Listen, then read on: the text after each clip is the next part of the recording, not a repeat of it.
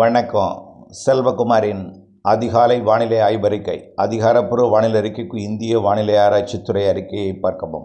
2026 April 24 வெள்ளிக்கிழமை அதிகாலை நிலவர பதிவு. அதிகாரப்பூர்வ வானிலை அறிக்கைக்கு இந்திய வானிலை ஆராய்ச்சித்துறை அறிக்கையை பார்க்கவும். நேற்றைக்கு தேர்தல் பணியாக திருத்துறைப்பூண்டி சட்டமன்ற தொகுதி பைங்காட்டிற்கு சென்றிருந்தேன். அங்கே பணியாற்றி பணி நிறைவடைந்த பிறகு இறுதியில் அவ்வூர் மக்கள் நம்மால் வானிலை அறிக்கையால் பயன்பெற்றிருப்பதை மகிழ்ச்சியை பரிமாறிக்கொண்டு இறுதியில் அனைவரும் இணைந்து ஒரு பெரிய பாராட்டு விழாவை ஏற்பாடு செய்திருந்தனர். அதற்காக மிகவும் வணங்கி நன்றி தெரிவிக்கிறேன். தொடர்ந்து என்னுடைய அந்த நன்றி என் மனதில் நீங்காது நிலைத்திருக்கும். வானிலை அறிக்கைக்குள் செல்வோம். நாம் ஏற்கனவே தேர்தல் நாளிலிருந்து ஆங்காங்கே ஒரு சில இடங்களில் மழை தொடங்கும்னு எதிர்பார்த்திருந்தோம். ஆனால் தேர்தல் நாளுக்கு முந்தைய நாள் 22ஆம் தேதியே தொடங்கியது தென் மாவட்ட மேற்கு தொடர்ச்சி மலையில். பிறகு நேற்றைக்கு என்மனம் கொண்டான் ராமநாதபுரம் மாவட்டம் 2 சென்டிமீட்டர் மழை 3 சென்டிமீட்டர் மழை பெய்திருக்கிறது. அடுத்தபடியாக கன்னியாகுமரி மாவட்டம் மேற்கு தொடர்ச்சி மலையிலையும் நல்ல மழை பெய்திருக்கிறது. ஆனால் நேற்றைக்கு 2 நாளாக தொடர்ந்து அதை உற்று நோக்க முடியவில்லை. இனிமேல் வரக்கூடிய நாட்களில் எப்படி இருக்கும் என்பதை பார்ப்போம். நேற்றைக்கு டெல்டா உள்ளிட்ட கடலோர பகுதிகளெலாம் மேகமூட்டத்துடன் காணப்பட்டது. தெற்கு திசை காற்று, குளிர்ச்சியான சீதோஷ்ண நிலை காணப்பட்டது. மேற்கு மாவட்டங்களில் தொடர்ந்து வெயில் வாட்டியது.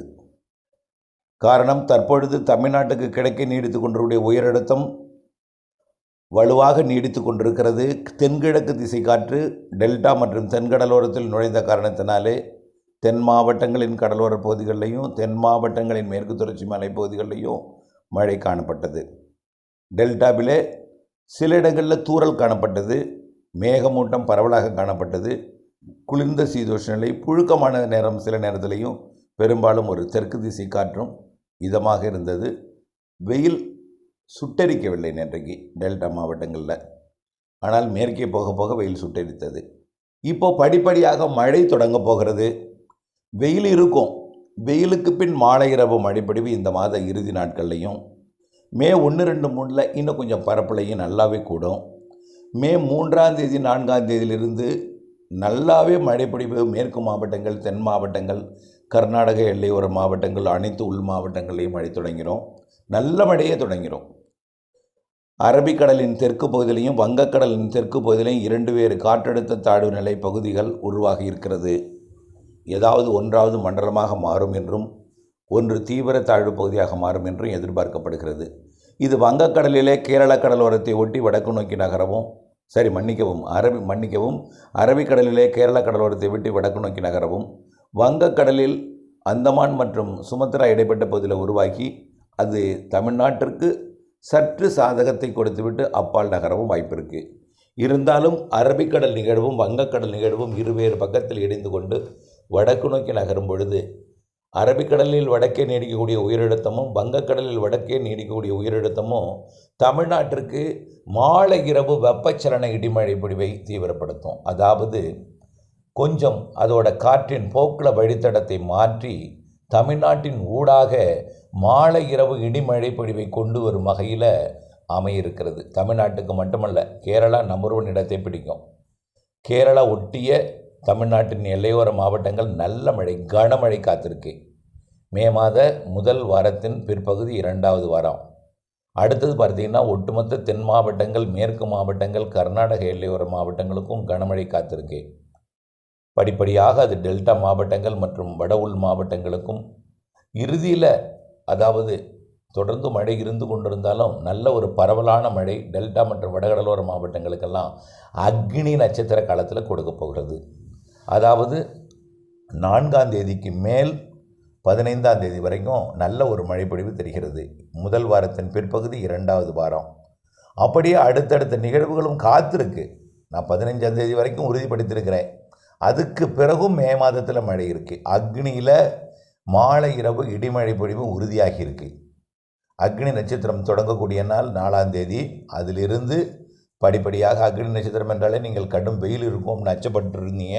நான் கூட சொன்னேன், அக்னி நட்சத்திரத்தில் மழை இருக்கும், அச்சப்பட வேண்டாம்னு சொல்லியிருந்தோம். மாலை இரவு இடிமழை பொழிவு கொடுக்க போகிறது. கடல் வெப்பமடைந்திருக்கிறது. அடுத்தடுத்த நிகழ்வுகள் மே மாதத்தில் உருவாகி இருக்கிறது. முன்கூட்டியே தொடங்கும் தென்மேற்கு பருவமழை என்று சொல்லியிருந்தேன். அரபிக்கடலில் முன்கூட்டியே நிகழ்வு உருவாகி தென்மேற்கு பருவமழையை மே இறுதி வாரத்திலேயே தொடங்கி இருக்கிறது என்று சொல்லியிருந்தேன். ஆகவே கண்டிப்பாக இவை எல்லாம் சரியாக நடப்பதற்கான ஆதாரங்கள் எல்லாம் வலுப்பெற்று கொண்டிருக்கிறது என்பதை தெரிவித்துக் கொள்கிறேன். ரைட். இப்போது டெல்டா மாவட்டங்கள் மற்றும் வடகடலோரம் மட்டும் கொஞ்சம் மழை வரும். தெற்கு டெல்டாவுக்கு கிடைக்கிறத விட, அதாவது முத்துப்பேட்டை, வேதாரண்யம், அதிராம்பட்டினத்துக்கு கூட கொஞ்சம் கொஞ்சம் அப்பப்போ எப்போயாவது மழை கிடைக்கும். அதை விட வடக்கே கொஞ்சம் கிடைக்கிறது சிரமமாக இருந்தாலும், வரக்கூடிய மாத இறுதி நாள் 25, 26க்கு மேலே கொஞ்சம் கொஞ்சமாக அது தென் மாவட்டங்கள், மேற்கு மாவட்டங்களில் தீவிரமடையும் பொழுது கொஞ்சம் கூடுதல் பரப்பில் கிடைக்கும்.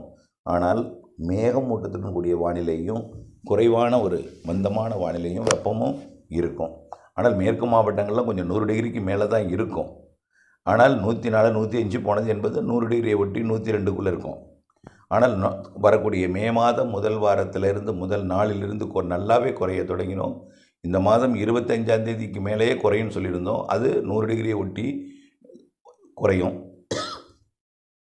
மாத இறுதியில் இன்னும் 98, 99ன்னு குறைஞ்சி மே மாதம் முதல் வாரத்தில் நல்லாவே குறைஞ்சிரும். ஒரு சில இடங்களில் மட்டும்தான் 100 டிகிரி இருக்கும். ஓரிரு இடங்கள்னு சொல்லலாம். அது திருப்பத்தூர், வேலூர் மாவட்டத்தில் மற்றும் இந்த ஆந்திர பகுதியில், கர்நாடகாவோட ஆந்திர எல்லையோர பகுதிகளில் இங்கே மட்டும் கொஞ்சம் அதிகமாக இருக்கும். காரணம், தெற்கு திசை காற்று வடமேற்கு வடக்கு நோக்கி பயணிக்கிற காரணத்தினால அந்த மாதிரி இருக்கும். இருந்தாலும் இதுவரை அனுபவித்த வெயிலை காட்டிலும் கொஞ்சம் குறைவாக தான் வெயில் அனுபவிப்பீங்க. இதுவரை அனுபவித்த வெயிலை விட இனிமேல் குறைவாக தான் வெயில் அனுபவிப்பீங்க. ஆனால் வெயில் இருக்கும். ஒப்பிட்டு பார்த்தால் குறைவாக தெரியும், ஒப்பிடாமல் பார்த்தால் வெயில் அதிகமாக இருக்கும். அது எல்லோரும் நீங்கள் சொல்லுவீங்க, இந்த வருஷம் மாதிரி வெயில் எப்பயும் அடிச்சதில்லை அப்படின்னு நீங்கள் சொல்கிறீங்க. ஆனால் இதை விட மோசமான வெயிலெலாம் கடலோரத்துலேயே அடிச்சிருக்கு. கடலோரத்தில் அந்த வெயில் கிடையாது. மூக்குள் துளை இருக்குல்ல, எல்லாம் அப்படியே நெருப்பு காற்றால், வெப்ப காற்றால் வெந்து போயிடும். அப்படிப்பட்ட ஆண்டெல்லாம் நடைபெற்றிருந்திருக்கு. அப்படிப்பட்ட வெயில் இல்லை இப்போது. இருந்தாலும் 104, 105க்கு மேலே போகாதுன்னு ஓரிடங்களில் 106 போனாலும், ஒரு இடத்துல போனாலும் தொடர்ந்து இனிமேல் குறையும் வகையில் 94, 105, 103, 102, அப்புறம் 101, 100 என்ற அளவில் குறைந்துவிடும். படிப்படியாக தென் மாவட்ட மேற்கு தொடர்ச்சி மலைப்பகுதிகளிலையும் தென்கடலோரத்திலையும் மழை பொழிவை தொடங்கும். பிறகு கேரள எல்லையோரத்திலையும், பிறகு கர்நாடக எல்லையோரத்திலையும், பிறகு மேற்கு மாவட்டங்கள், இப்போ திருப்பத்தூர், வேலூர் மாவட்டத்திலேருந்து கன்னியாகுமரி மாவட்டம் வரைக்கும் வரக்கூடிய 28ஆம் தேதியிலேருந்து மழை பொழிவு தொடங்குது. அதாவது தென் மாவட்டங்களில் இப்போவே என்றைக்கு வேணாலும் எங்கே வேணாலும் மழை பெய்யும். ஆனால் ஒதுக்கி பெய்யும். தெற்கு டெல்டா தென்கடலோரத்துலையும் ஏதாவது ஒரு இடத்துல இருக்கும் தூறல் நனைக்கும் மழை. 28ஆம் தேதிக்கு மேலே மேற்கு தொடர்ச்சி மலை மற்றும் கர்நாடக எல்லையோரத்தில் கொஞ்சம் மழை பிறப்பில் கூடும். 30 மற்றும் மே மாதம் 1, 2, 3 தேதிகளில் தென் மாவட்டங்கள், மேற்கு மாவட்டங்கள், கேரளா, கர்நாடகாவின் பகுதிகள், மேற்கு உள் மாவட்டங்கள் மற்றும் கர்நாடக எல்லையோர மாவட்டங்களுக்கு நல்ல மழை பொழிவு 1ஆம் தேதியிலேருந்து கிடைக்கும். 4ஆம் தேதியிலிருந்து வடகடலோரம் வரைக்கும் எட்டி பிடிச்சிடும். 5ஆம் தேதி, 6ஆம் தேதி, 7ஆம் தேதி, 8ஆம் தேதியெல்லாம் பெரும்பாலான மாவட்டங்களுக்கு கனமழையே இருக்குது. ஒதுக்குதல் என்பது மிக மிக குறைந்து விடும். ஒதுக்குதல் இருக்காது சில நாள்களில். ஒதுக்காமே நல்ல மழை பொழிவை கொடுக்கவும் வாய்ப்பு இருக்குது. ஏன்னா 2 வேறு காற்றழுத்த தாழ்வு நிலைகள் பகுதியாகி மண்டலமாக வாய்ப்பு இருக்குது. ஆக 2 பக்கம் 2 உருவாகி வடக்கு நோக்கி நகரும் பொழுது, ஒன்று கேரளா ஒட்டி நகரும், ஒன்று அப்பால் நகர்ந்தாலும் உயரழுத்தம் மற்றும் தாழ்வழுத்தம் காற்றோட போக்குவரத்தின் காரணமாக இரு காற்று இணைவு தமிழ்நாட்டில் ஏற்படும். கண்டிப்பாக 4ஆம் தேதியிலேருந்து பரவலாகும் மழை. 5ஆம் தேதி, 6ஆம் தேதி மேலும் பரவலாகும் மழை. 7, 8, 9, 10 இன்னும் பரவலாகும் மழை. நல்ல மழைப்பொழிவு முதல் வாரத்தின் பிற்பகுதி 2வது வாரத்தில் கொடுக்க இருக்கிறது என்பதை உறுதிபட தெரிவிக்கிறேன். ஆக கடலோரம் எப்போ உடனடியாக டெல்டாவிற்கோ வடகடலோரத்துக்கோ உடனடியாக மழை இல்லை. உள்ளேயும் உடனடியாக பெரிய மழை இருக்காது. குறைந்த பரப்பில் ஒதுக்கி இருக்கும். அறவே இல்லாத மழை வர இருக்கிறது. அப்படி தான் நான் சொல்லியிருந்தோம். தென்கடலோரமும் மேற்கு தொடர்ச்சி மலையிலையும் ஒரு சில இடங்களில் இருக்கும். 28க்கு மேல் கொஞ்சம் பரவலாகும். 29, 30 இன்னும் கொஞ்சம் பரவலாகும். 1ஆம் தேதியிலேருந்து வட உள் மாவட்டங்களுக்கும் வரும். 3ஆம் தேதியிலேருந்து தமிழ்நாட்டில் பெரும்பாலான மாவட்டங்களுக்கு வரும். மறுபடியும் அப்படி 4, 5 பரவலாகிட்டே இருக்கும். மாலை இரவு இடிமழை பொழிவு தான். மாலை இரவு நள்ளிரவு அதிகாலை இடிமழை பொழிவு. சில நாள்களில் காலையிலையும் ஒரு 12 மணி கூட சில இடங்களில் இருக்கும். நல்ல மழைன்னா, கனமழைன்னா, பெரும்பாலான மாவட்டங்களுக்குன்னா ஒதுக்குதல் குறைந்து மிக குறைவான ஒரு ஒதுக்குதலுடன் மழை பொழிவுன்னா அது வரக்கூடிய 4ஆம் தேதியிலிருந்து 15ஆம் தேதி வரைக்கும் மே மாதம் என்பதை நினைவில் கொள்ளுங்கள். இணைந்தே இருங்கள் அப்டேட்ஸுடன். அதாவது சில பேர் பருத்திக்கெல்லாம் மழை பெய்யுன்னு தண்ணி கட்டாமல் வச்சுருக்கீங்க. இதை நம்பி நாம் தண்ணி கட்டாமல் இருக்க முடியாது. காரணம் ஒதுக்கி ஒரு சில இடங்களில் தான் பெய்யும். நல்ல ஒரு பரவலான மழைனா உறுதியாக உங்களுக்கு மழை பெய்யும்னா அது 6ஆம் தேதிக்கு 4ஆம் தேதியிலிருந்து தான் நல்ல ஒரு பரவலான மழை பொழிவை கொடுக்கும். 4, 5, 6 விட 7, 8 4, 5 விட 5, 6, 7, 8 7, 8 விட 9, 10, 11, 12 நல்ல மழை கனமழை பொழிவை காத்திருக்கு. அதனால் இடைக்காலமாக உங்களுக்கு ஏற்படக்கூடிய தண்ணீர் தேவையை வேறு மாற்று வழியில் பூர்த்தி செய்து கொள்ளுங்கள். மேற்கு தொடர்ச்சி மலை மற்றும் தென் மாவட்டங்களில் ஒரு சில இடங்களில் மழை இருந்து கொண்டிருக்கும். படிப்படியாக கொஞ்சம் கொஞ்சமாக மாத இறுதி நாட்கள் மற்றும் மே முதல் நாள், 2வது நாள், 3வது நாள், 5வது நாள்லேருந்து அப்படியே தீவிரமடைஞ்சு 2வது வாரத்திலையும் முதல் வாரத்தின் பிற்பகுதியிலையும் கனமழை காத்திருக்கிறது. அதுவும் மாலை இரவு தான்.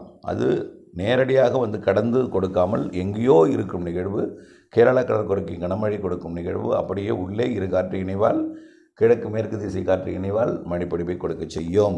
இணைந்தே இருங்கள் அப்டேட்ஸுடன். நன்றி.